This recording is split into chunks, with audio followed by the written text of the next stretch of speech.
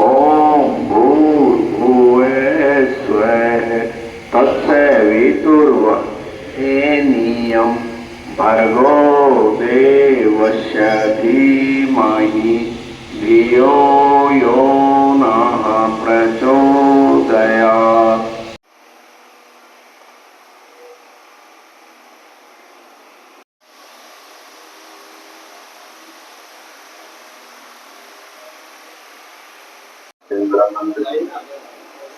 परम गोविंद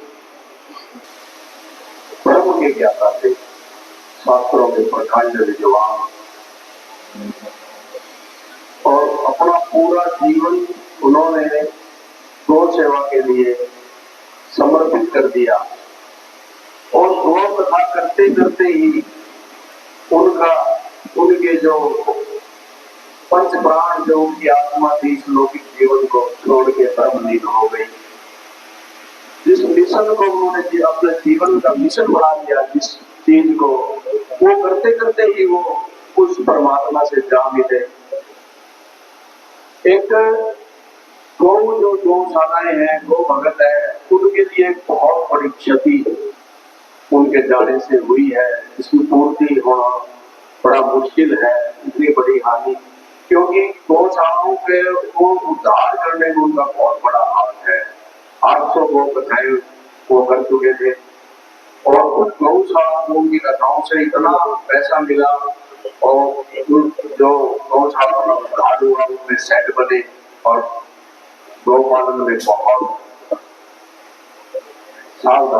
सुविधा मिली। मैं तो भगवान से प्रार्थना करता हूँ कि ऐसे संत अवतरित होते हैं, पैदा नहीं होते, अवतरित होते हैं। कोई ना कोई उनमें अंश होता है प्रभु का, ब्रह्म का उनमें कोई ना कोई अंश होता है।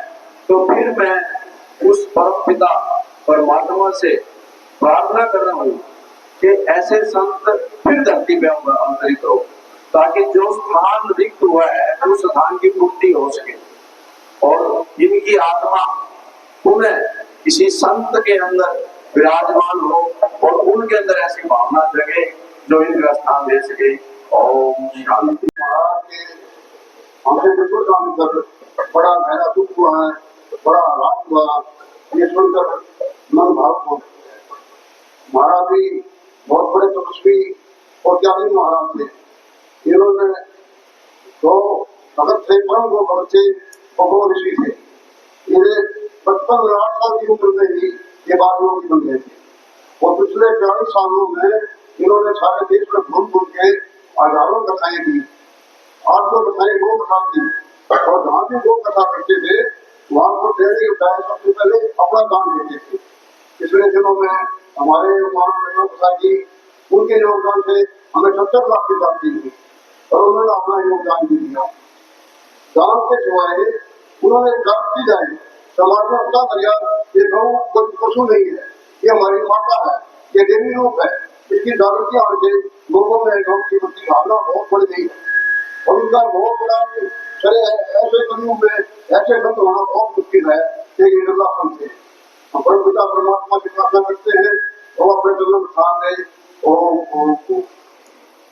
मैं अभी 2-3 साल से इनके सानिध्य में रहा हूँ, काफी बार मिलना भी हुआ है और ये सर्व नहीं सुधारी, ये देव तुल्य है। देव तुल्य जो होते हैं मैं सीधे भगवान के चरणों में जाते हैं। मैं तो इनको सबसे विनम्र करता हूँ। अभी 15 दिन पहले हम हरिद्वार गए थे, सत्यभूषण बिंदर जी और मैं, और गुरु जी ने 4 बजे हमने दर्शन करे उनके आवास पर भीमगौड़ा के अंदर। तो गुरु जी ने हमें रुद्राक्षी माला प्रसाद और उन्होंने कहा 11:30 बजे तुम्हारे साथ मैं भोजन करूंगा। बहुत ही परंपरा हमारा वो पता नहीं था कि हमें रोज जाना था, क्योंकि ऐसे सब संत थे। मैं तो देवलोक में गई हैं, अब मैं उनको दोबारा सबसे विनम्र करता हूँ।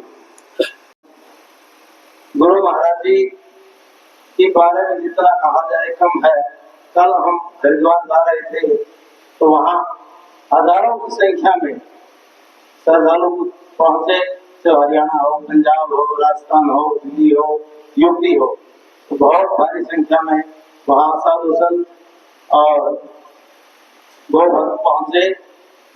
तो मैं यही कहना चाहूंगा कि परमात्मा ने शायद इस स्थान से अधिक किस स्थान पर भेजा होगा, भेजेंगे जहाँ उनकी हमसे भी ज्यादा आवश्यकता थी। तो लोगों के लिए जो जीवन में उन्होंने किया है और हमें जो संदेश देकर गए हैं, उनकी सच्ची श्रद्धांजलि तभी है। उनका कुछ अंश, कुछ उनका प्रभाव, कुछ उनका जो सानिध्य हमें मिला, उसका गौओं के प्रति हमारे दिल में बसाकर हम भी गौओं की सेवा करें और गौओं के प्रति साल में कम से कम 2, 4 दिन, 5 दिन, जैसे गोपाष्टमी का समय है, संक्रांति का समय है, उस समय अधिक से अधिक संख्या में पहुंचकर और गौ माता की सेवा में योगदान दें। यह मैं कहना चाहूंगा। एक बार फिर भारतीय कांग्रेसी परिवार की ओर से मैं गुरु जी के चरणों में श्रद्धा सुमन अर्पित करता हूँ। गुरु जी महाराज की जय हो। बारंबार प्रणाम करता हूँ।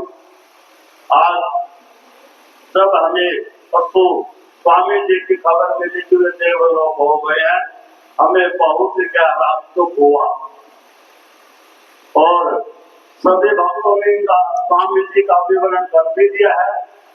मैं मेरे प्रभाव अलग से बात होगी, मैनेजमेंट कमेटी को बहुत सारा को मैं मेरी बात दोहराना चाहता हूँ कि 2 साल से गुरु जी महाराज के हम चरणों में रहे और इनका गुणगान किया और इनका आशीर्वाद लिया।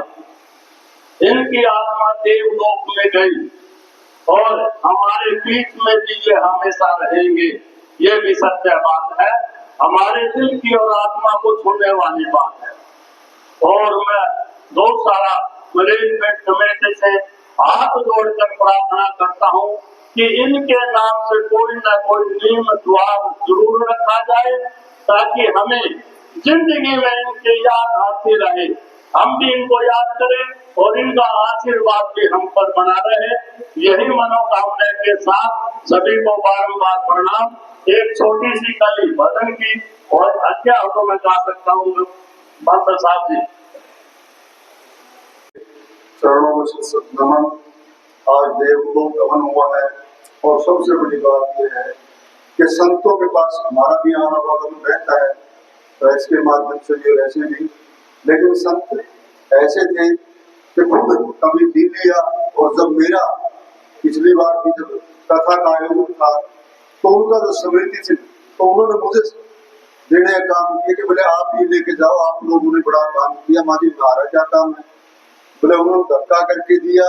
तो ये बड़ा एक संत का एक महान कार्य है। और उनका जब भी मेरी फोन पे भी कई बार बात होती थी तो बड़ा भोग के बारे में उनका विशेष योगदान रहता था।